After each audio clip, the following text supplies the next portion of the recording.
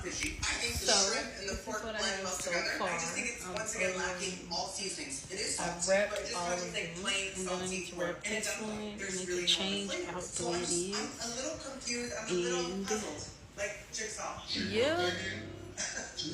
Next up, we have this. I forget the seasonings. So I'm done with all of my. Hold on, let me watch the camera. Y'all ain't hear nothing I said because this thing was not on. But I like for my locks to look like they have been installed for 2 weeks when I first was done. So when they first installed, but yeah, I'm gonna hop in the shower and wash his hair.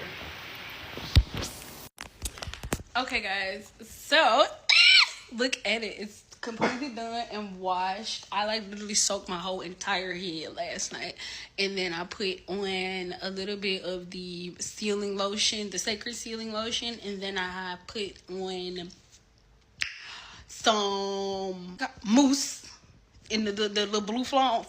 That's what I put on there, and then I put these little